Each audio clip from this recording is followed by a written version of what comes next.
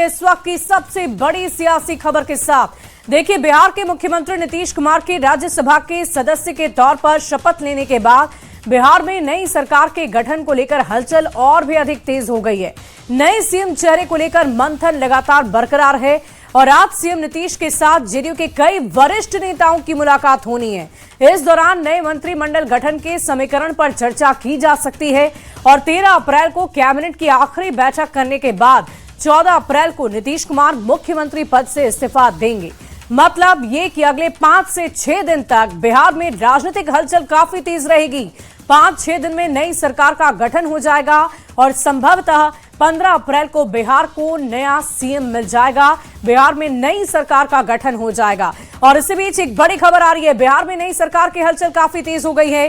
CM Nitish के पटना पहुंचते ही हलचल काफी तेज हो गई है। नए सीएम के चेहरे को लेकर मंथन लगातार जारी है और आज जेडीयू नेताओं से नीतीश कुमार मिल सकते हैं। मंत्रिमंडल के समीकरण पर चर्चा संभव बताई जा रही है। इस वक्त की बड़ी खबर आपको बता रहे हैं, बिहार में नई सरकार को लेकर हलचल काफी तेज हो चुकी है। सीएम नीतीश के पटना पहुंचते ही हलचल तेज हो गई है। नए सीएम के चेहरे को लेकर मंथन बरकरार है और आज जेडीयू नेताओं से नीतीश कुमार की मुलाकात हो सकती है। मंत्रिमंडल के समीकरण पर चर्चा संभव बताई जा रही है। मुख्यमंत्री नीतीश कुमार के दिल्ली से पटना लौटने के बाद राजनीतिक सरगर्मी तेज हो गई है।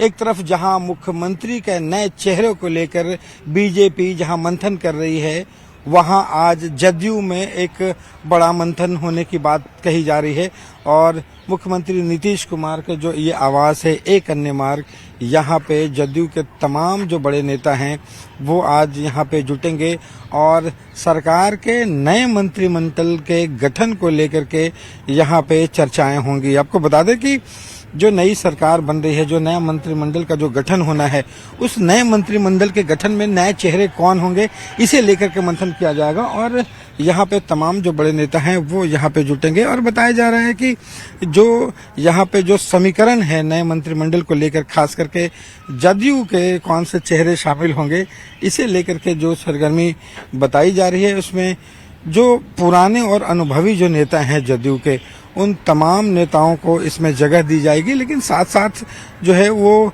जो युवा चेहरे हैं जदयू के, उन चेहरों को भी यहाँ पे मौका दिया जा सकता है। तो ये सबसे बड़ी बात है कि जो जदयू के आज जो पूरी मंथन होगी कि नए मंत्रिमंडल जो है वो कैसा होगा और उसमें कौन से नए चेहरे जो हैं वो शामिल हो गए, जिसे एक बड़ा मौका दिया जाएगा। और माना जा रहा है कि निशांत कुमार ने जिस तरीके से जिम्मेदारी संभालने की बात कही जा रही है, उनके कुनबे से भी, उनके कैंप से भी, उनके नज़दीकी लोगों में भी कई चेहरों को यहाँ पे जगह दी जा सकती है। देखना होगा कि आज जब तमाम बड़े नेताओं की एक साथ मंथन होता है, चर्चा होता है, तो कैसे और किन नामों पर बातचीत आगे बढ़ती है। कैमरा पर्सन सुबोध के साथ रवि एस नारायण, न्यूज़ 18 पटना। और इस बीच एक बड़ी खबर आ रही है। पटना और दरभंगा सोना लूटकांड मामले से जुड़ी ये बड़ी खबर पुलिस ने खुलासा कर दिया है। पटना पुलिस और एसटीएफ की संयुक्त कार्रवाई में 3 आरोपियों को गिरफ्तार कर लिया गया है। बदमाशों ने खुद को कस्टम अधिकारी बताकर 14.9 किलोग्राम सोना लूट लिया था। आपको बता दें कि आरोपियों ने इस लूट की योजना कई साल से बना रखी थी और तकरीबन 1.5 साल से आरोपी इलाके की रेकी भी कर रहे थे, जिसके बाद लूट की घटना को अंजाम दिया गया। अब जांच के बाद पुलिस ने 5 किलो 403 ग्राम सोना, कैश और कारतूस बरामद किए हैं। पुलिस गिरोह के अन्य सदस्यों की तलाश में जुटी हुई है। वहीं दरभंगा के बड़ा बाजार में बहुचर्चित प्रेम ज्वेलर्स में 2 करोड़ की लूट मामले में पुलिस ने एक बड़ा खुलासा किया है। पुलिस ने इस मामले में अब तक एक महिला सहित 12 आरोपियों को गिरफ्तार कर न्यायिक हिरासत में भेजा है और इस सनसनीखेज वारदात की साजिश दलसिंह सराय जेल में बंद भोला सिंह ने रची थी, जबकि बेगूसराय, मधुबनी और दरभंगा जिले के करीबन 20 अपराधियों ने मिलकर इस घटना को अंजाम दिया था। पुलिस ने गुरुवार को लहरिया सराय थाना क्षेत्र से लाइनर की भूमिका निभाने वाले ऋषिकेश सोनी और अभिषेक कुमार उर्फ सोनी को गिरफ्तार किया। वहीं लूट का सामान छिपाने के आरोप में बेगूसराय की उषा देवी को भी पुलिस ने पकड़ा है। एसएसपी जगुनाथ रेड्डी ने बताया कि अब तक करीबन 156 ग्राम सोना और 8 किलो 630 ग्राम चांदी बरामद हुई है, जिसकी अनुमानित कीमत लगभग 44 लाख रुपए बताई जा रही है।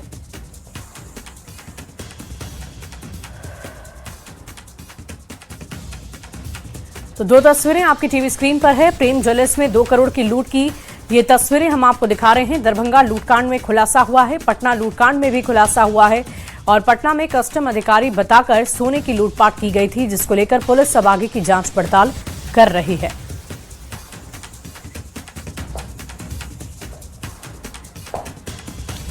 और अगली खबर आपको मोतिहारी से बताएंगे, जहां आदापुर थाना इलाके में पुलिस और एसएसबी की टीम ने एक ट्रक से तकरीबन 20 लाख रुपए की चरस को पकड़ा है। छौदा दानो रक्सौल मुख्य मार्ग से एक ट्रक में करीबन 20 लाख रुपए की चरस को लाया गया, जिसकी जानकारी मिलते ही पुलिस ने बड़ी कार्रवाई करते हुए तस्करों के मंसूबों पर पानी फेर दिया। चरस की बड़ी खेप को पकड़ा गया है और इस कार्रवाई में पुलिस ने 2 व्यक्ति जितेंद्र कुमार और अभिनंदन कुमार को पकड़ा है। तो ये बड़ी खबर आपको बता रहे हैं, मोतिहारी से 20 लाख रुपए से अधिक की चरस को बरामद किया गया है, पकड़ा गया है। छौदा दानो रक्सौल मुख्य मार्ग से एक ट्रक में करीबन 20 लाख रुपए की चरस को लाया जा रहा था, जिसकी जानकारी मिलते ही पुलिस ने बड़ी कार्रवाई की है। बढ़ते आगे, सीवान से एक बड़ी खबर है। 15 साल के लड़के का अपहरण हुआ है। 1 घंटे में सकुशल उसे बरामद कर लिया गया। 1 घंटे में पुलिस ने उसे बरामद किया है। तुरंत कार्रवाई से बच गई है लड़के की जान। अपराधियों की गिरफ्तारी के लिए रेड लगातार जारी है। बसंतपुर के सूर्यपुरा गांव का ये मामला बताया जा रहा है। इस वक्त की बड़ी खबर सीवान से आपको बता रहे हैं।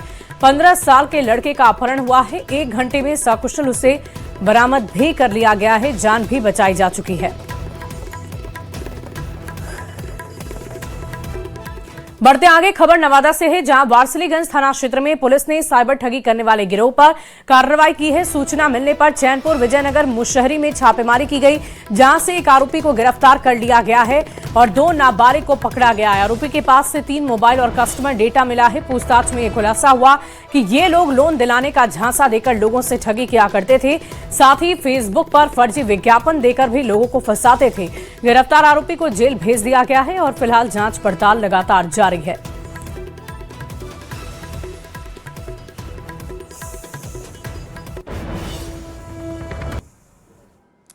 तीन अपराध कर्मियों को पकड़ा गया, जिनके पास से 3 एंड्रॉयड मोबाइल एवं एक डाटा शीट बरामद किया गया। साथ ही जो है 2 विधि विरुद्ध बालक को उसमें निरुद्ध किया गया और एक अपराध कर्मी को गिरफ्तार किया गया। बढ़ते आगे, अगली बड़ी खबर बेगूसराय से है, जहां भगवानपुर थाना क्षेत्र के रसलपुर जोकिया बहियार में जमीन विवाद में गोलीबारी हुई और इस दौरान घायल किसान उपेंद्र चौधरी की इलाज के दौरान मौत हो गई। 6 अप्रैल को 9.5 बीघा जमीन को लेकर 2 पक्षों में विवाद हुआ था, जिसमें उपेंद्र चौधरी को गोली मार दी गई थी। उन्हें पहले बेगूसराय और फिर पटना रेफर किया गया, जहां उनकी मौत हो गई। इस घटना में 3 अन्य लोग जख्मी भी हुए हैं। परिजनों ने 12 लोगों के खिलाफ केस दर्ज करा दिया है। फिलहाल पुलिस आरोपियों की गिरफ्तारी के लिए छापेमारी लगातार कर रही है। इस वक्त की बड़ी खबर बेगूसराय से आपको बता रहे हैं, घायल किसान उपेंद्र चौधरी की मौत भी हो गई है।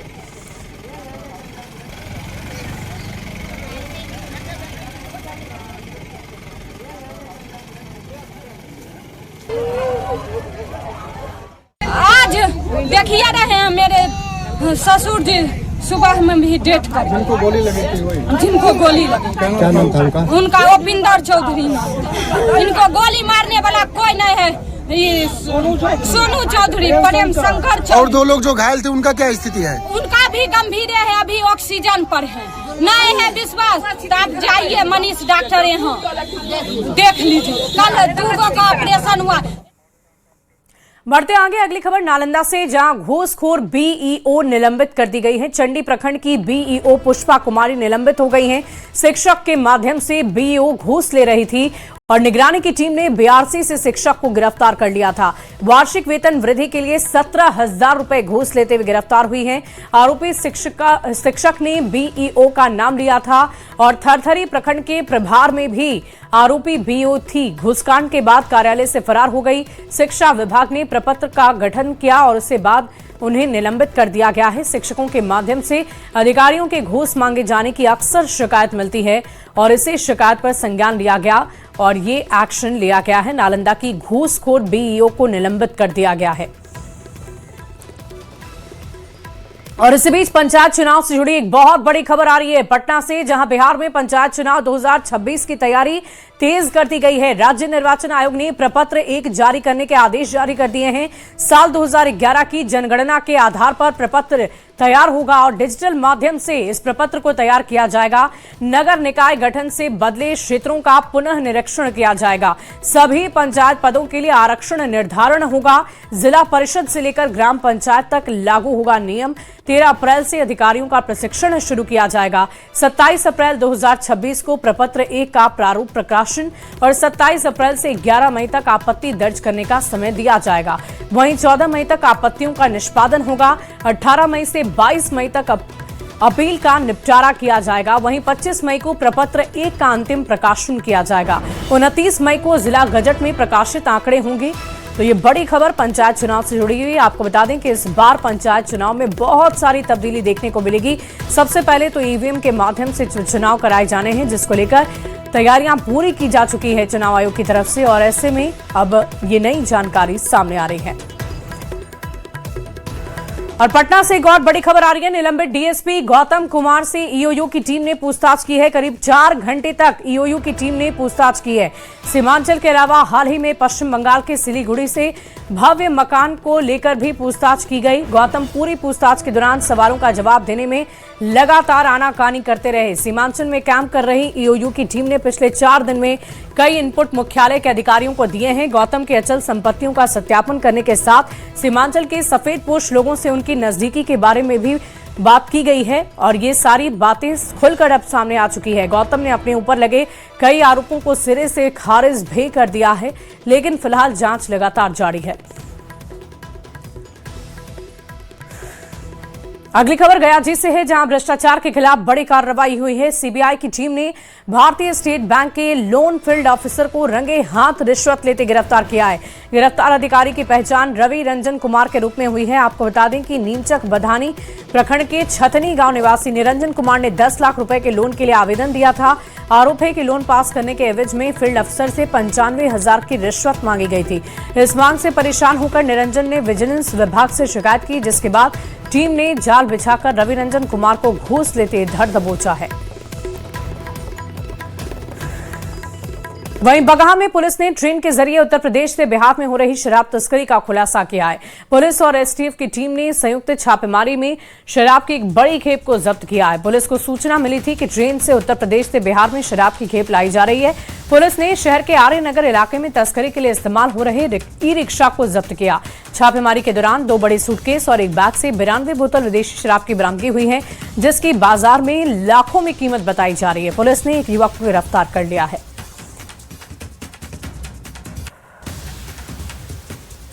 कुछ आदमी जो है अंग्रेजी शराब की खेप ला रहा है, जिसे कार्रवाई करके पकड़ा गया है और इसके बैकवर्ड फॉरवर्ड लिंकेज को पता किया जा रहा है। गिरफ्तारी भी हुई है इसमें?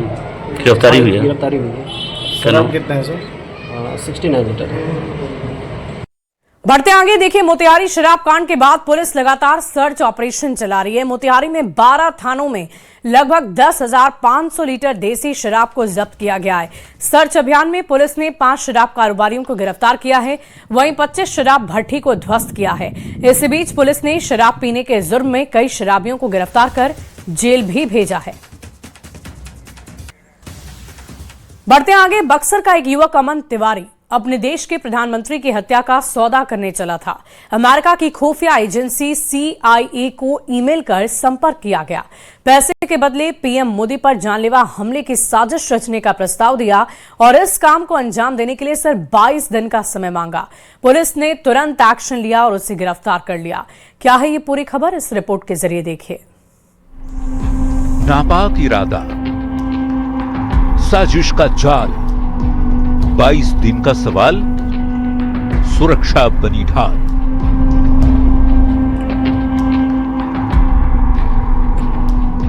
एक ईमेल, एक साजिश और एक ऐसा दुस्साहस जिसने सुरक्षा एजेंसियों के कान खड़े कर दिए। बक्सर का एक युवक अमन तिवारी, जिसने अपने खतरनाक इरादों को अंजाम देने के लिए सरहदों के पार तक दस्तक दे दी। 7 समंदर पार अमेरिका की खुफिया एजेंसी CIA को खत लिखा। खत में क्या था?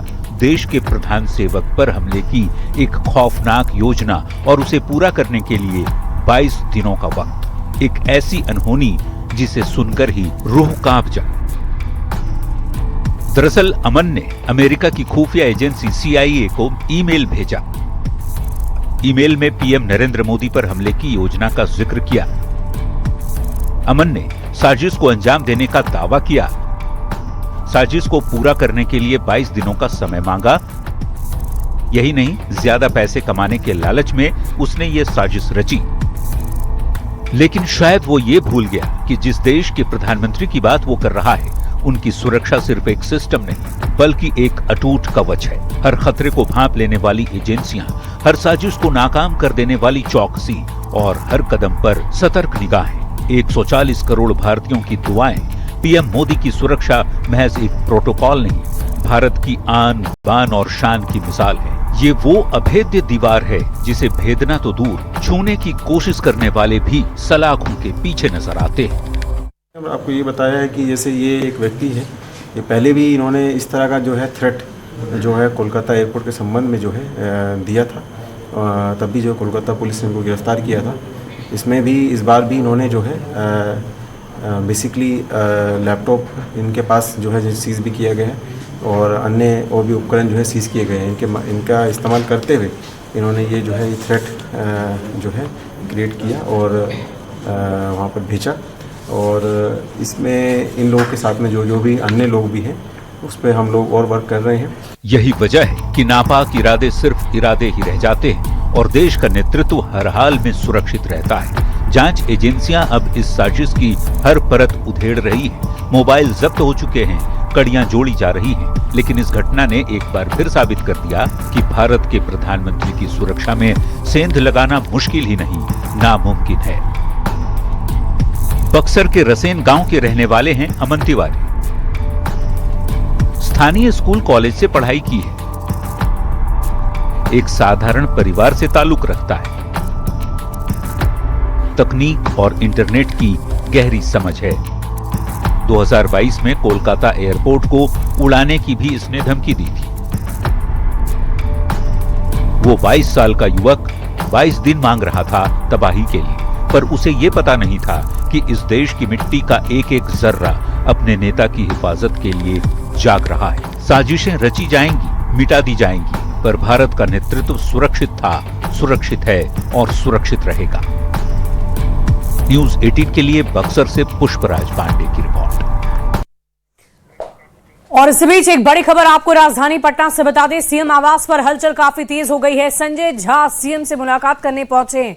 मुख्य सचिव प्रत्यय अमृत भी पहुंचे हैं। नई सरकार के गठन को लेकर सरगर्मी काफी तेज हो गई है। इस वक्त की बड़ी खबर आपको बता रहे हैं। देखिए, बिहार के सीएम नीतीश कुमार राज्यसभा की सदस्यता लेकर, शपथ लेकर पटना लौट आए हैं और लगातार हलचल काफी तेज नजर आ रही है। आने वाले 4 से 5 दिन बिहार के लिए काफी महत्वपूर्ण माने जा रहे हैं।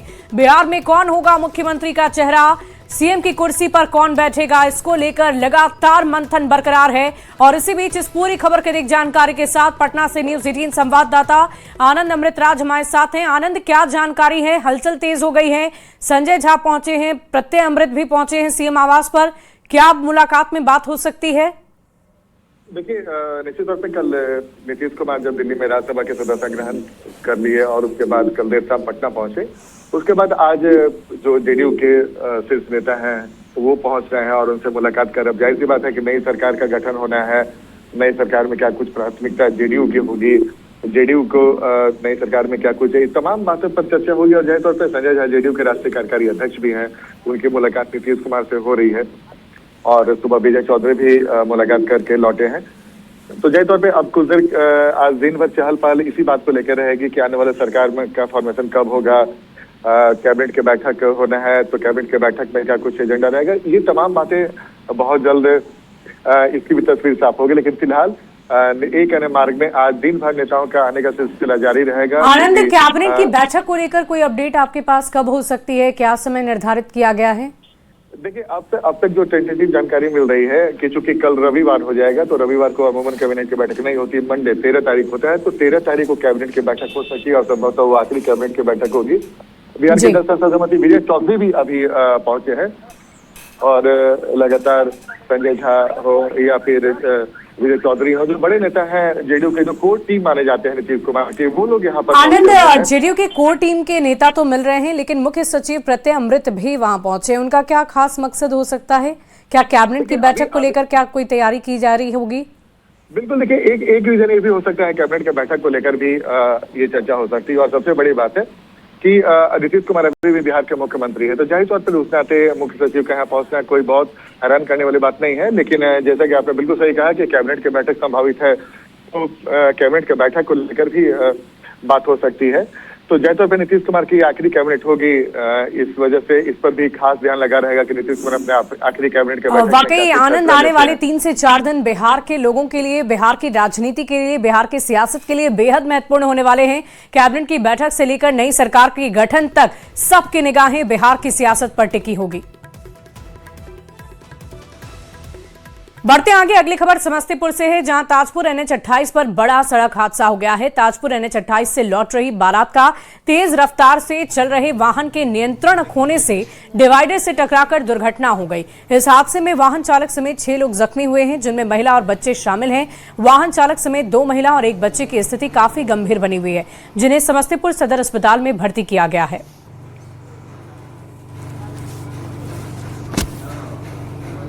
डिवाइडर में आकर के गाड़ी ऐसे धक्का मारा। तो इसमें कितने लोग घायल हुए? वही 5-6 लोग, ड्राइवर का अलग मिला गया है।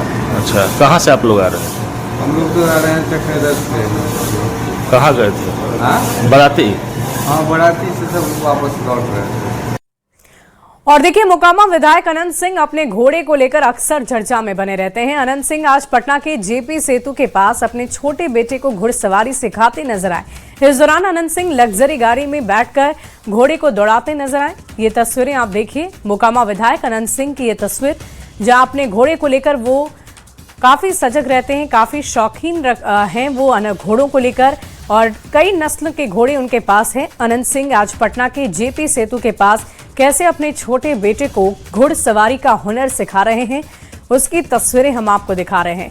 अनंत सिंह अपनी लग्जरी गाड़ी में बैठकर घोड़े को बैठाकर और उसे दौड़ाते नजर आए, और ये तस्वीरें हम आपको दिखा रहे हैं अनंत सिंह की, उनके छोटे बेटे की। जेपी सेतु पथ की ये तस्वीर है, पटना की ये तस्वीर है। हाल फिलहाल में ही वो जेल से बाहर आए हैं और ऐसे में काफी एक्टिव नजर आ रहे हैं अनंत सिंह। लगातार घुड़सवारी की तस्वीरें, घुड़सवारी से जुड़ी हुई तस्वीरें उनकी सोशल मीडिया पर वायरल हो रही है, और फिलहाल ये तस्वीर पटना से सामने आई है। और फिलहाल इस बुलेटिन